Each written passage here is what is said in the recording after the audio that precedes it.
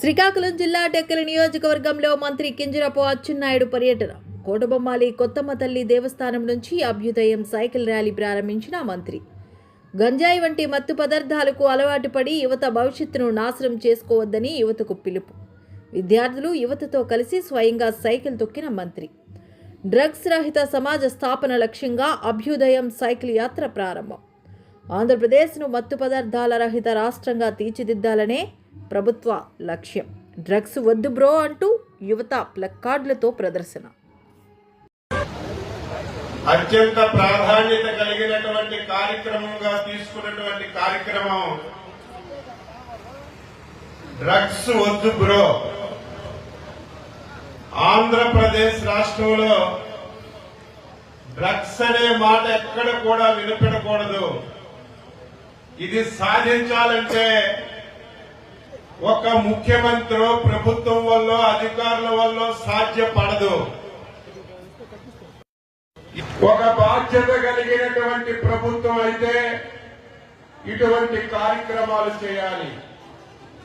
ఈ రోజు ఒక పెద్ద సమస్య ఆంధ్రప్రదేశ్ రాష్ట్రంలో డ్రగ్స్, అందులో ప్రధానమైనటువంటిది గంజాయి అని చెప్పి మీ అందరికీ తెలియజేస్తున్నాను. మారుమూల ప్రాంతంలో చూసినా, ఏ వీధిలో చూసినా, ఏ బడ్డీ కొట్లో ఒక దృఢమైనటువంటి సంకల్పం తీసుకుని పనిచేస్తున్నటువంటి విషయం మనందరం కూడా గుర్తుపెట్టుకోవాలి. ఈ రోజు గంజాయి మనకి ఏజెన్సీ ప్రాంతం చాలా ఎక్కువగా ఉంది. ఏజెన్సీ ప్రాంతంలో 12,000 ఎకరాల్లో గంజాయిని వ్యవసాయంగా మార్చి పండించినటువంటి పరిస్థితిని రాష్ట్రంలో చూశాం. ముఖ్యమంత్రి గారు బాధ్యతలు తీసుకున్న తర్వాత ఈ రాష్ట్రంలో గంజాయి ఉండకూడదని టెక్నాలజీని ఉపయోగించి డ్రోన్స్ పంపించి ఏదైతే ఉద్దానం, ఏదైతే మనకి ఏజెన్సీ ఏరియాలో గంజాయి పండుతుందో ఈ 16 మాసాల్లో ఉక్కు పాదంతో అలసివేసి మొత్తం గంజాయి పంటని సమూలంగా నిర్మూలించినటువంటి ప్రభుత్వం ఎన్డీఏ ప్రభుత్వం అని గర్వంగా చెప్పదలిచారు. అయితే చాలా మంది పంటకు అలవాటు పడిపోయారు.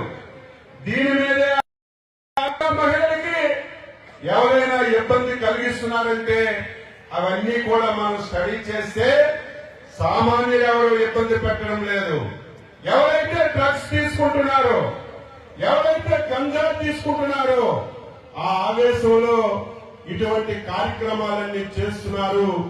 ఎట్టి పరిస్థితుల్లో దీన్ని నిర్మూలించాలని ప్రభుత్వం కృతనిశ్చయంతో పనిచేస్తుంది. అందుకే చైతన్యం తీసుకొచ్చారు. ప్రతి కాలేజీలో ప్రతి విద్యార్థికి దీని మీద అవగాహన కల్పించి దీనిని సమూలంగా నిర్మూలించాలని అనేక విధాల ప్రయత్నం చేస్తున్నాం. దానికి ప్రతి ఒక్కరూ సహకరించాలి. ఎక్కడైనా సరే గంజాయి దొరికితే వెంటనే టోల్ ఫ్రీ నెంబర్ చెప్పండి. ప్రభుత్వం కూడా ప్రత్యేకంగా చైతన్యపరిచి దీన్ని సమూలంగా నిర్మూలించాలని ఈ సందర్భంగా తెలియజేస్తున్నాను. ప్రభుత్వం కూడా కఠినమైనటువంటి నిర్ణయాలు ముఖ్యమంత్రి తీసుకున్నారు. దేన్నైనా మనం సాధించవచ్చు. శాంతి భద్రతలు లోపిస్తే మళ్లీ దృష్టి పెట్టి శాంతి భద్రతలు కాపాడొచ్చు.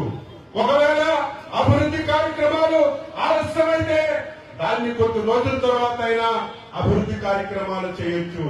కానీ ఒకసారి గంజాయి గాని డ్రగ్స్ గాని అలవాటు పడితే దాన్ని మానిపించడం అంత ఆశామాష కాదు. అందుకే డ్రగ్స్ కి అలవాటు పడ్డాడు. వాడిని చదువు మానిపించి తీసుకొచ్చారు. సంవత్సరం 2 మాసాల నుంచి ఎడిక్షన్ సెంటర్ లో పెట్టారు. తగ్గిపోయింది, మానేశాడని ఇంటికి తీసుకొచ్చారు.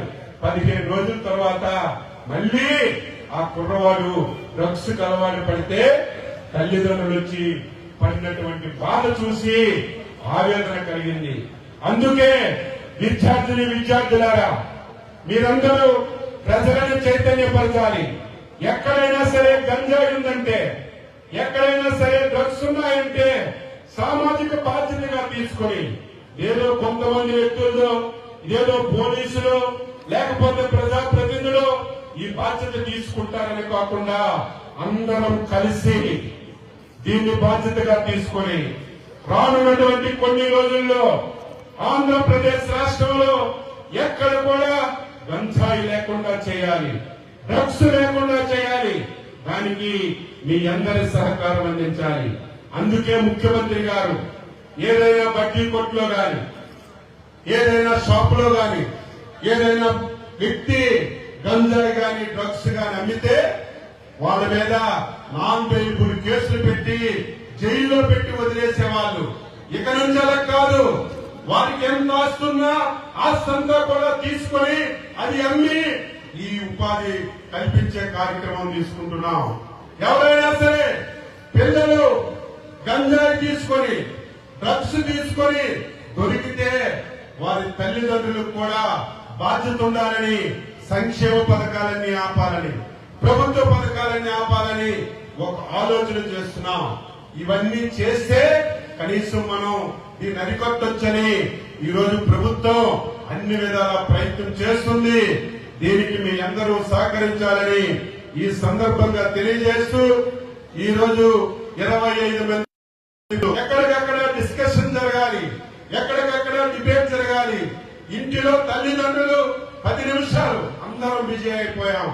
రాత్రి 10 గంటలకు చేరుతాం, తెల్లవారుసరికి మళ్ళీ బయటికి వెళ్ళిపోతాం.